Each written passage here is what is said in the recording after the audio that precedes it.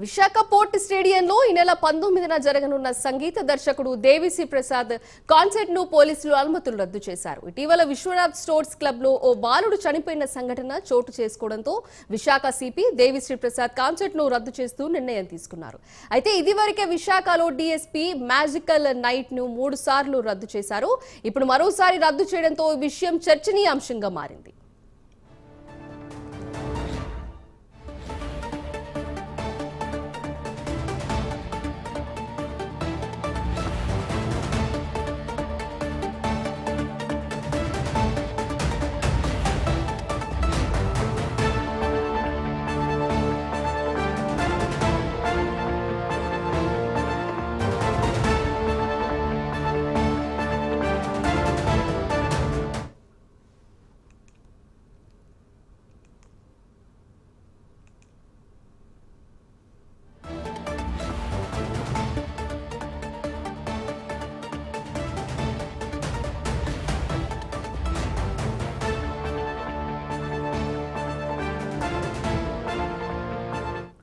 Visakha port స్టేడియంలో ఈ నెల 19న జరగనున్న సంగీత దర్శకుడు దేవిశ్రీ ప్రసాద్ కాన్సర్ట్ ను పోలీసులు అనుమతులు రద్దు చేశారు. ఇటీవల విశ్వనాథ్ స్టోర్స్ క్లబ్ లో ఓ బాలుడు చనిపోయిన సంఘటన చోటు చేసుకోవడంతో విశాఖ సిపి దేవిశ్రీ ప్రసాద్ కాన్సర్ట్ ను రద్దు చేస్తూ నిర్ణయం తీసుకున్నారు. అయితే ఇదివరకే విశాఖలో డీఎస్పీ మ్యూజికల్ నైట్ ను 3 సార్లు రద్దు చేశారు.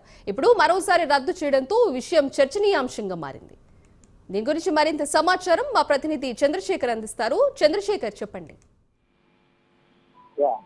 నిర్మాణించింది ఏదైతే విశాఖ పోర్ట్ ట్రస్ట్ సంబంధించినటువంటి పోర్ట్ స్టేడియం ఏదైతే ఉంది, ఈ స్టేడియంలో విశ్వనాథ్ స్పోర్ట్స్ క్లబ్ ఆధ్వర్యంలో ఈ నెల 19వ తేదీన జరగాల్సినటువంటి సరిగమ అనేటటువంటి దేవిశ్రీ ప్రసాద్ సంబంధించినటువంటి కాన్సెప్ట్ లైవ్ కాన్సెప్ట్ ప్రోగ్రామ్ అయితే పూర్తిగా వాయిదా పడిందని చెప్పొచ్చు. ఎందుకంటే ఇదే ప్రోగ్రామ్ సంబంధించినటువంటి విషయం పైన అయితే పోలీసులు అయితే ఇప్పటికీ కూడా పర్మిషన్ ఇవ్వలేనట్టుగా తెలిసింది. ప్రధానంగా చూసుకుంటే ఈ నెల 7వ తేదీన ఏదైతే విశ్వనాథ్ స్పోర్ట్స్ క్లబ్ కి సంబంధించినటువంటి ఆక్వావార్డ్ లో జరిగినటువంటి ప్రమాదం ఏదైతే ఉందో ఆ ప్రమాదంలో రిషి అనేటటువంటి 7 ఏళ్ల బాలుడు మృతి చెందడమే దీనికి ప్రధాన కారణంగా తెలిసింది. అయితే లోపల ఉన్నటువంటి నిర్లక్ష్యం కారణంగానే బాలుడు మృతి చెందినట్లయితే కుటుంబ సభ్యులు పోలీసులు ఫిర్యాదు చేసి ఈ నేపథ్యంలో పోలీసులు అయితే ఆ రిషి అయితే కేసు నమోదు చేసి దర్యాప్తు అయితే కొనసాగిస్తున్నారు. పూర్తిగా విశ్వనాథ్ స్పోర్ట్స్ క్లబ్ కి సంబంధించినటువంటి ఏదైతే పోర్ట్ స్టేడియంలో ఏర్పాటు చేసినటువంటి వివిధ రకాలకు సంబంధించినటువంటి ఆక్వావార్డ్ కానీ లేదా ఆ గోకాకు సంబంధించి కానీ జిప్ లైన్ సంబంధించి కానీ వీటికి సంబంధించి ఎటువంటి అనుమతులు లేకుండా నిర్వహిస్తున్నారని చెప్పేసి పెద్ద ఎత్తున ఆరోపణలు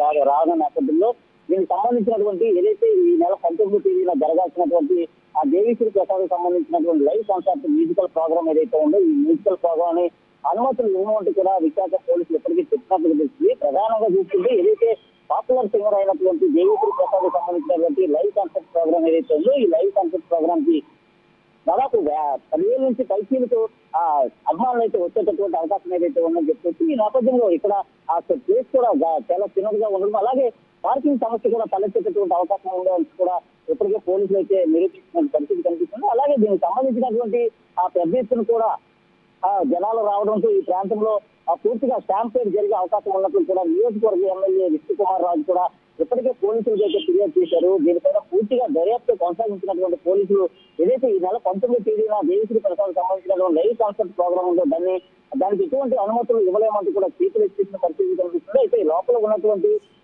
కారణంగా వాళ్ళు మృతి చెందిన నేపథ్యంలో మరికొద్ది రోజుల్లో ఇంకా దాదాపు నెల రోజులు గడవకముందు ఇటువంటి కార్యక్రమాలు ఇక్కడ ఏర్పాటు చేయడంతో పెద్ద ఎత్తున కూడా అయితే ఆరోపణలు విధించి దీనికి సంబంధించి ఇప్పటికే వైజాగ్ పోర్ట్ ట్రస్ట్ కూడా ఇక్కడ ఉన్నటువంటి యూనియన్ నాయకులు కూడా లెటర్ అయితే ఇవ్వనున్నారు. ఈ నేపథ్యంలో ఏదైతే లోపల జరుగుతున్న ప్రోగ్రామ్ సంబంధించి పోలీసులు అయితే అనుమతి నిరాకరించినట్లుగా తెలుస్తుంది. Right, thank you Chandrasekhar.